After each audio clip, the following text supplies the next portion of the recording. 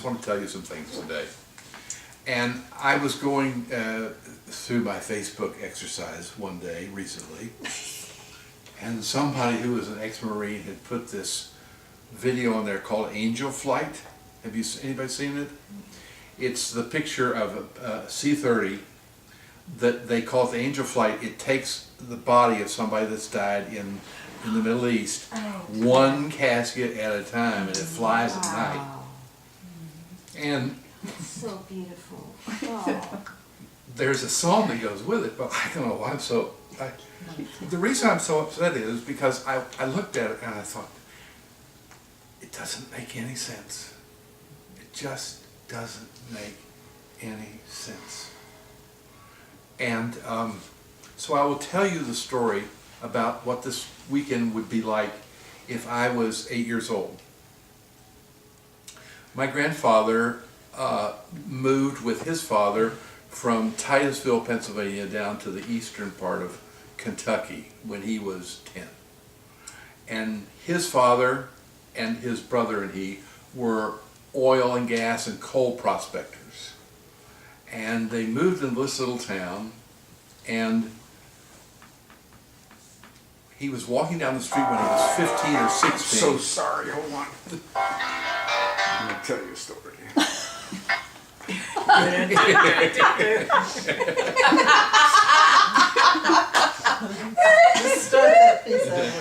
Yeah. So when he was 15 or 16, he was walking down the street and he saw this girl, and with his brother he was walking down, and he said, I'm going to marry her. And on her 19th birthday, he married her. Mm-hmm. And they were married for 64 years. Wow. But her father was a big, big, big deal. And my grandfather wound up being the executor of his estate. And here is a picture of why my grandfather was the executor of his estate.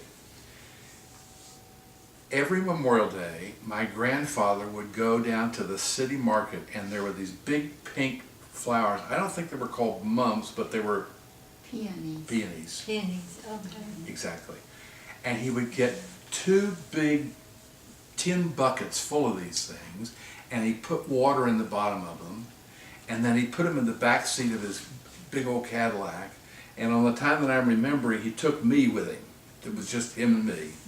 And we drove from Huntington, West Virginia, where we were, up the Big Sandy River to Prestonsburg, where all the family is from.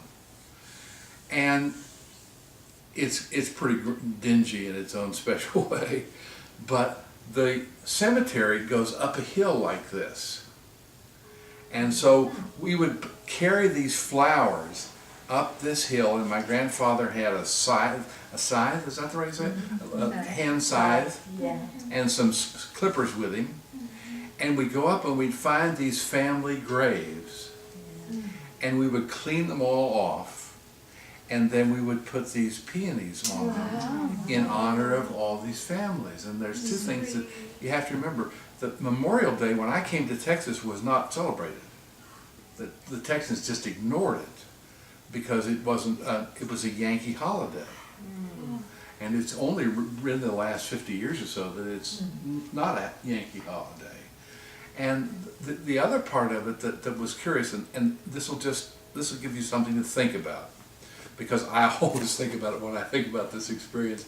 But my grandfather explained to me that in the old days, they used to bury people along the river, right at the river level.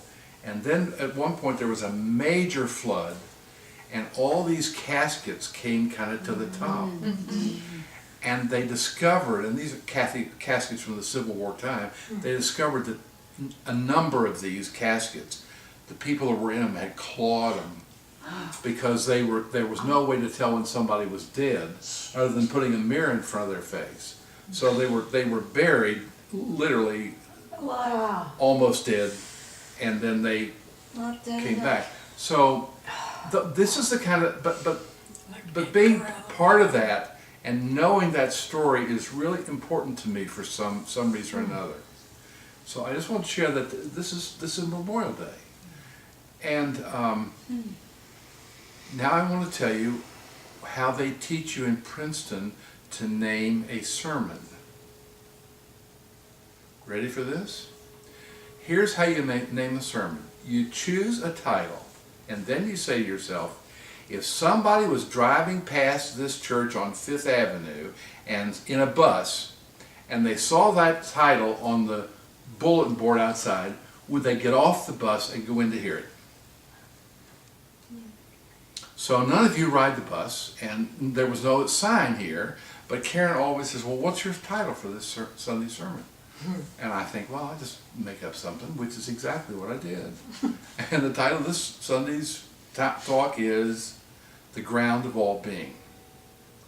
Now, it turns out that the ground of all being is how Paul Tillich, in the middle of the last century, defined what God is. The ground of all being. And if he was here today, he would probably say, consciousness is the ground of all being, and the ground of all being is God. But it's about being grounded. So this morning, and by the way, if you're not reading this every day, you have to start reading it. You have to tell people what it is. It's Telos 3. It's volume 3 of the Telos series. And it is so incredibly profound that I read this and I'm beginning to understand that what this stuff is talking about is not a fantasy or a dream or a shared delusion. This is describing what's actually going on around us. So I picked this up this morning, thinking about the ground of all being, and I found this. The greatest gift of inhabiting a body on this planet at this time is that you are human. You are a physical manifestation of Spirit's divine grace and potential. You are, you're going to love this, you are the grounding point for the expression of God's will. There is no greater joy available than when one recognizes this truth and lives it on a daily basis. Now, I thought that was interesting just to find that. So, what this means to me, I got to thinking, Nini asked, how have you been meeting? And I had been thinking about this morning. We have been doing this for 2 years and 8 months. Can you believe that? And if you'll go back to when we first started, and I think there are some of those first videos on the webpage out there someplace, we have been through a lot in 2 years and 8 months. We have been through an incredible amount of things. We're all still here, we're all still alive, we're all still healthy. And the world has changed before our very eyes. And it's just kind of what we thought would happen, but there's even more going on than what we could have dreamed. I went back this morning and I remembered this. I've told you this before, but it struck with me this morning. The story about being in a garden party in Palo Alto. And I was introduced to this man, John Howe. And the person who introduced me said, now, Mr. Howe is a Republican National Committee man from Arizona, and he's a world trader. And he was a very distinguished man. And he gets a little bit closer, and the person introduced us moved away. And he looked at me and he says, okay, what do you want out of life? And I had been thinking about that just that week. And so just as soon as he said that, I shot back with my answer, which is, I want to touch the center of the universe and know I've had the experience. And just as I said that, he turned around and said, I'll tell you something that will save you years and years of time. Everything you experience in life is total insanity, covered over by the thinnest veneer of rationality to make it palatable. And with that, he turned and walked off the stage, never to be seen again. And it was this morning I was thinking about that, and suddenly it dawned on me, yes, that's a description of this third level, where we are, this third dimension, where we are. It is total insanity. And whether you're looking at people coming from wars that we don't have any idea what we're fighting for or about, or whether you're talking about the people that fought wars 160 years ago or however long it was, and you watch the Civil War. If you thought about the Civil War recently, you realize what a terribly frightening thing that has the potential of being. This is really a serious question that we have to think about this weekend, because it's sort of in the environment someplace. But all that aside, that to me is those are pictures from the third dimension. That's actually a pretty good book title, Pictures from the Third Dimension. What's happening to me and what's happening to us is that we have been admitted. We have been invited into and admitted into another 2 dimensions. And sometimes I sit out there and think, oh, this is just nutso. This is crazy. This isn't even possible. And then I realize that not only is it possible, but the fact that we have been invited into this is proof that we are supposed to be here. The barriers to our being part of this have been removed. We have been invited in to come to a higher dimension. And I'm sure I've said this before, but it's the preacher's choice to always say things 3 or 4 times, just to be sure. But when I first started thinking about this multi-dimensional universe, which is about 2 or 3 years ago, I kept thinking, what does that mean? What does that mean? And how are we ever going to get from this place to that place? And the image that came to mind was Jodie Foster's movie Contact. And if you'll remember in the movie, she's a scientist, and in the process they build this huge, big, foreboding machine that she gets into, but it just sits there while she goes to another dimension.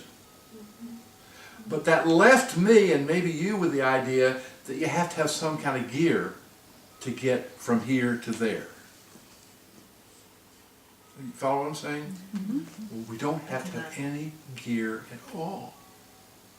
We just simply have to understand that it's there, that we are being invited into it, and in fact, this is the process of our evolution. We are evolving to be able to live in other dimensions. Think about that for just a second. That's pretty exciting, because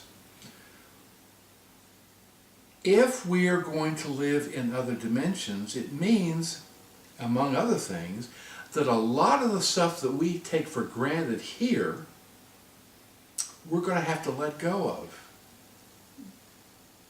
Just simply let go of it. And you know, it's curious, but there's some rules in this book that says you can't do this anymore if you want to grow spiritually. Have you read those parts of it? Yeah. You're not supposed to do this anymore. Well, now, I've been around churches a long time, and I know all the stuff you're not supposed to do. But this has a different tone to it. This isn't about you're not supposed to do. This is about the path to get to where you're going does not include that. And so all of a sudden, this begins to be a process that we're involved in, that somehow or another is allowing us to change our attachment to this dimension in order to get boom to this dimension, boom to this dimension. And of course they say in this book, and guess what? The dimensions go on and on and on. Just like the Heisenberg principle, which says, if you're looking for it, you will find it until you stop looking. So the dimensions and the evolutions will go on and on and on. And we are involved in that. Now, I think what I'm trying to say is that we have been given this incredible gift. We are, over and over again in this book, they talk about the fact that one of the problems we have created for ourselves is we really don't like being human.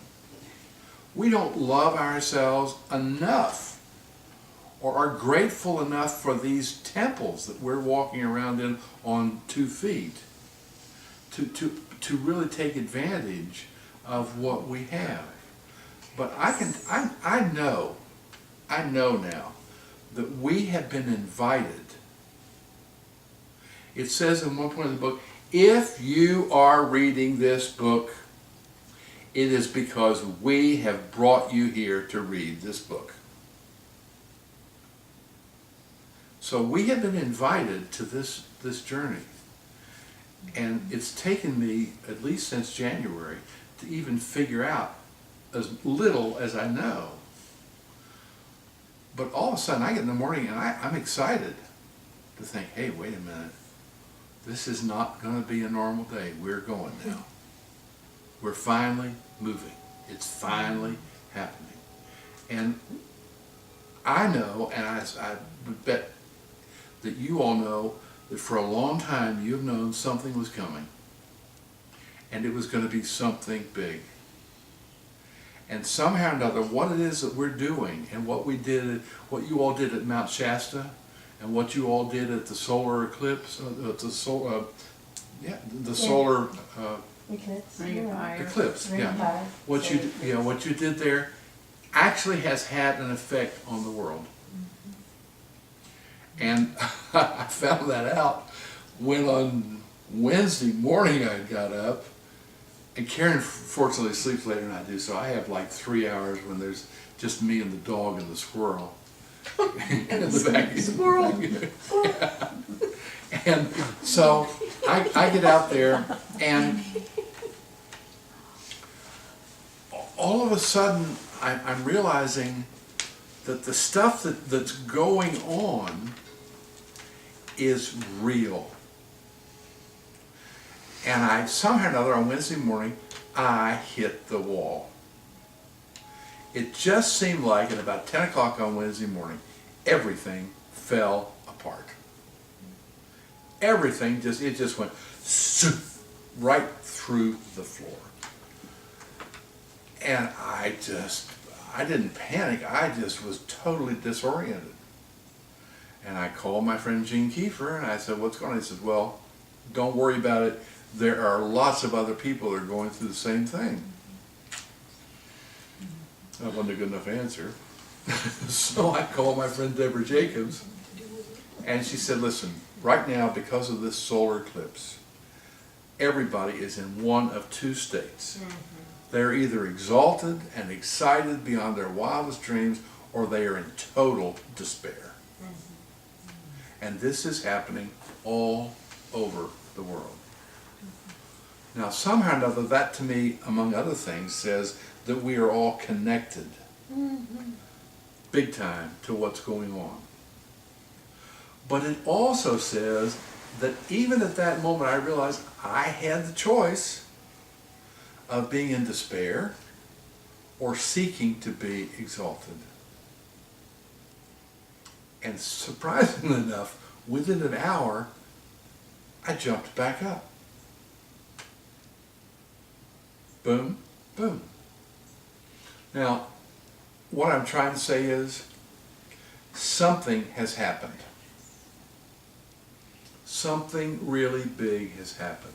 I don't think we're going to, we'll probably get to 2014. And everybody said, well, you know what, nothing happened in 2012, did it? And the fact is, there's probably not going to be a big day where everybody identifies this is the day that everything happened. But when we look back on where we are right now, we're going to scarce believe how fast we're traveling. And we won't know how fast we're traveling until we're in a place where we can look back. And Nini taught us something last weekend about how to manifest. And it's about time travel. And here's what Nini said. If you want to manifest something, you go out into the future beyond wherever you are that the manifestation is supposed to be. It's not that you don't want to, it's not just that you want to manifest a crystal bowl. You want to beyond the place where you've already played the crystal bowl on Sunday afternoon, and then you can look back on it. And when you look back on it, you can see it and literally bring it back into this part of time.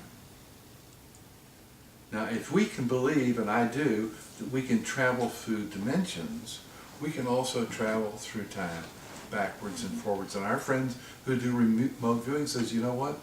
You really can do that. And Joe McGonigal in our interview with him said, yeah, we go back and forth in time.